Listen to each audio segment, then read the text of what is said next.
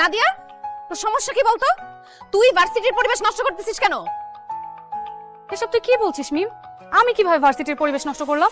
ও, তুই কিভাবে নষ্ট করতেছিস জানিস না?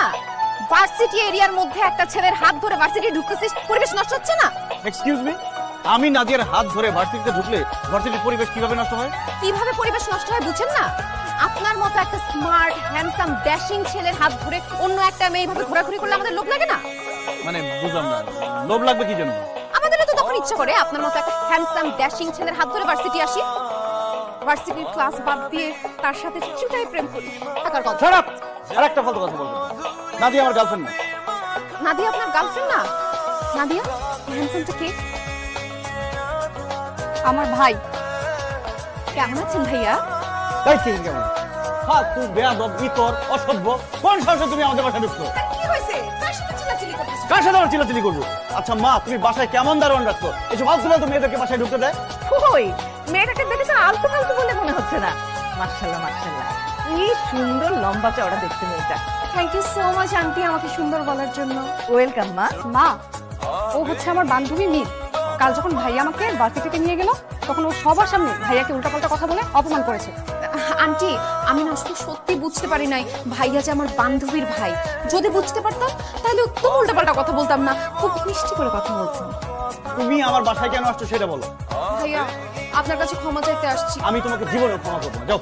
আচ্ছা ভাইয়া, আপনার কি গার্লফ্রেন্ড আছে? হোয়াট? আমার গার্লফ্রেন্ড আছে কিনা সেটা তোমাকে বলবো না।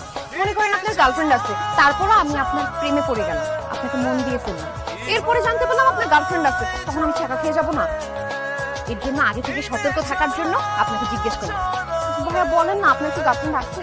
আমি এসব ফালতু কাজের মধ্যে নাই, তাই আমার কোনো গার্লফ্রেন্ড নেই। নাদিয়া বললো ওনাকে একা একা পড়তে একদম ভালো লাগে না, এর জন্য আমাকে বাসায় আসতে হবে। তুমি এত বাজে স্টুডেন্ট, তোমার থেকে আমার বোনই তো ভালো স্টুডেন্ট। তোমার মতো বাজে স্টুডেন্টের সাথে আমার বোন যদি গ্রুপ স্টাডি করে তাহলে ও তো বাজে স্টুডেন্ট হয়ে যাবে। তুমি যাও দেখে না না ভাইয়া, আমাকে প্লিজ চলে যেতে বলবেন না ভাইয়া, আমি আসলে অনেক বাজে স্টুডেন্ট, অনেক জঘন্য স্টুডেন্ট। এর জন্য আমি নাদিয়ার সাথে গ্রুপ স্টাডি করতে আসছি, যাতে আমরা গ্রুপ স্টাডি করতে করতে আমিও ভালো একটা রেজাল্ট করতে পারি। ভাইয়া, আজকে যদি আপনি নাদিয়ার সাথে আমাকে গ্রুপ স্টাডি করতে না দেন তাহলে আমি এই সেমিস্টারেও ফেল করব। ভাইয়া ভাইয়া, পড়ালেখা শেষ হলে আপনি কিন্তু আমাকে বাসায় পৌঁছে দিবেন। হ্যাঁ? কেন? আমি তোমাকে বাসায় দিয়ে আসবো কেন? ভাইয়া, আপনি আমাকে বাসায় পৌঁছায় না দিয়ে আসলে আমি একটা সুন্দরী অবলা নারী এত রাতে কিভাবে বাসায় যাবো? আন্টি আপনি বলেন। হ্যাঁ মানে ঠিকই তো বলেছি, এত রাতে ও একা যাবে কি করে? শোনো, পড়াশোনা শেষ হলে তুই ওকে বাসায় পৌঁছে দিয়ে আসিস, কেমন? আচ্ছা ঠিক আছে। থ্যাংক ইউ ভাইয়া। কলিজার বান্ধবী, চল পড়ালেখা।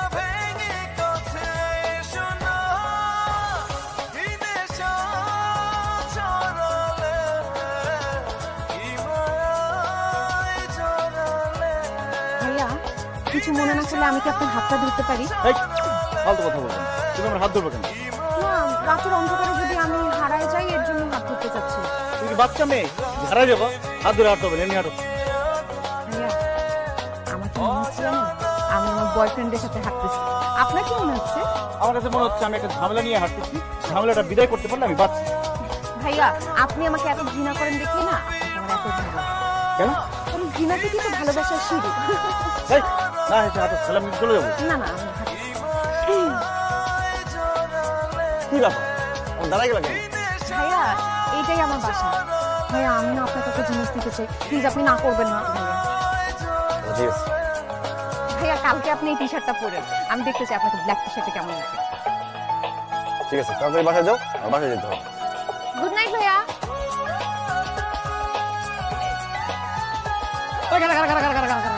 পাইছি তোরে, পাইছি চোরের ঘরের চোর। একবার লড়বি তো তোর পিঠে হাত দিবে, প্যাক করে পালাবো। চোরের বাচ্চা চোর, তোদের আজকে এমন শিক্ষা দিব তুই আর জীবনে চুরির নাম মুখে নিবি না। এবার কিন্তু মেজাজ খারাপ হয়ে যেতেছে। আপনি আমার বাপের বয়সী বলে এতক্ষণ কিছু বলি নাই, ভাবছি পাগলা ঘর থেকে ছুটে আসছেন, কিন্তু তুই তো সিরিয়াসলি আমার চোর বলতেছ। এখন যদি তুই সত্যি সত্যি বলতে না পারো যে আমি তো কি চুরি করছি, পিঠে একদম বুধ বানায় বললাম, বহুত দিন পুরা পিঠে না। তুই আমার গেঞ্জি চুরি করছো, এই যে তোর গায়ে এই যে এই গেঞ্জি আমার গেঞ্জি, আমার গেঞ্জি চুরি করছো। আপনার গেঞ্জি? হয় আমার গেঞ্জি, আমার গেঞ্জি। কালকে ভ্যান থেকে গেঞ্জি কিনা আজকে সকালে তন্ন তন্ন করে তুই যাও, গেঞ্জিটা রদিস পাইতেছি না। তুই হারাম যারা কালকে রাত্রে আমার ঘরে ঢুকা আমার গেঞ্জি তুই। আচ্ছা তার আগে বলেন তো, আপনার বাসা কি উত্তরা 7 নম্বর সেক্টরে? হ্যাঁ 7 নম্বর সেক্টরে। তো কি হয়েছে? আপনার বাসায় কি মিম নামের কোনো মেয়ে আছে লম্বা করে? 100% আছে। মিম তোমার মাইয়া, আর আমি মিমের বাপ রতন বক্সি। তো কি হয়েছে? ও আঙ্কেল, আপনি মিমের বাবা। আসলে আঙ্কেল, মিম কালকে রাতে এই গেঞ্জিটা আমাকে গিফট করছে। তুই চুরি করে ধরা খাইয়া আমার মায়ের নামে দোষ দিতাছস। খোল খোল গেঞ্জি খোল। তুই যদি গেঞ্জি না খোলস আমি লোকজন ডাইকা চিৎকার কইরা তোর এমন গন্ধ ধরাই দিব বাপ দাদা বংশের নাম তো ভুলে যাবি। খোল তুই আমার গেঞ্জি খোল। হারাম করা আজকে বিকেলে গিয়ে সুন্দর করে আপনার বাসায় গিয়ে গেঞ্জি দিয়ে আসি। নতুন ধান্দা শুরু করছে। বিকেলে গিয়ে দিয়ে দিই। খোল গেঞ্জি।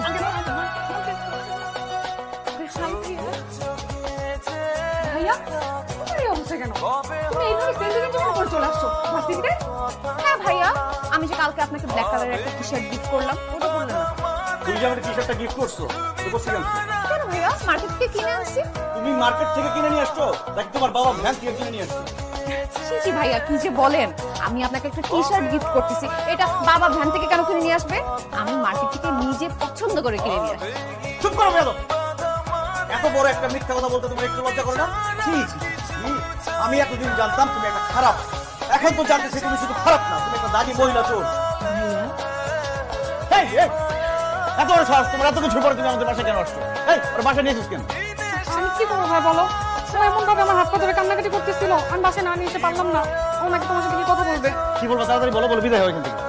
রাজ, আমি প্রথম যেদিন তোমাকে দেখেছি সেদিনই তোমাকে দেখে আমার হয়ে গেছে হয়ে গেছে মানে? কি হয়ে গেছে? ইশক, মোহব্বত, প্রেম, ভালোবাসা। তাই লাভ শরমের মাথাকে আমি তোমাকে বলতে বাধ্য হচ্ছি, আই লাভ ইউ রাজ, আমি তোমাকে ভালোবাসি। একটা থাপ্পড় না বলবে। কি বলো তুমি সব? তোমাকে মাথা খারাপ হয়ে গেছে? হ্যাঁ রাজ, তোমাকে প্রথম যেদিন দেখছি সেদিনই আমার মাথা খারাপ হয়ে গেছে। এতদিন যা যা আমি করছি তোমাকে বোঝানোর জন্য করছি যে আমি তোমাকে ভালোবাসি। বাবার টি শার্ট চুরি করে তোমাকে গিফট করছি শুধুমাত্র তোমাকে পটানোর জন্য। প্লিজ রাজ, তুমি পটে যাও, আমাকে তোমার গার্লফ্রেন্ড বানায় ফেলো। অসম্ভব, আমি তোমার সাথে জীবনে প্রেম করতে পারবো না, আমি তোমাকে জীবনে ভালোবাসতে পারবো না। কি হয়েছে আঙ্কেল? রাজ, এই দেখো বাবা, আমার মেয়েটা উপর দিয়ে লাফ দিয়ে পরে আত্মহত্যা করতে চাইছে শুধু তোমার জন্য, রাজের জন্য। বাবা ওকে একটু ভালোবাসা দিয়ে তুই বাঁচাও বাবা, বাঁচাও। মানে তুই লাভ দিস না। এই দেখ রাজ চলে এসেছে, দেখ টাকা। রাজ আসলে কি হবে? তাকে ধুয়ে কি আমি পানি খাবো? তাকে বলো সে আমাকে ভালোবাসতে রাজি কিনা, আমাকে বিয়ে করতে রাজি কিনা। সে যদি আমাকে ভালোবাসতে রাজি হয় তাইলে আমি নিচে আসবো, নাইলে কিন্তু আমি লাভ দিলাম। বাবা লাভ দিস না, বাবা লাভ দিস না। আচ্ছা ঠিক আছে, জিমকে আমি ভালোবাসতে রাজি হলাম। ভীম, তুই ভালোবাসা রাজি হয়েছে, তুই লাভ দিস না।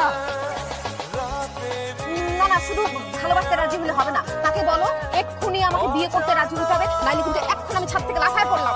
বাবা তুমি ভালো যখন পারছো বিয়ে করতে রাজি হয়ে যাও, রাজি হয়ে যাও। আচ্ছা আচ্ছা ঠিক আছে, আমি মিমকে বিয়ে করতে রাজি হলাম। থ্যাংক ইউ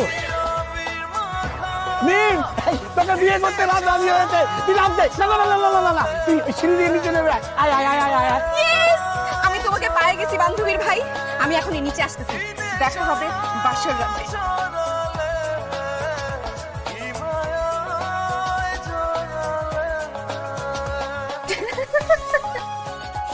কি ব্যাপার, তুমি হাসতেছো কেন? খুশিতে পাগল হয়ে গেছো নাকি? ভাইয়া, ও সরি। এই, তোমাকে একটা কথা বলি, কিছু মনে করবে না তো? এত কিছু করবো, মনে করে কিছু করতে পারছি? বলো কি বলবো?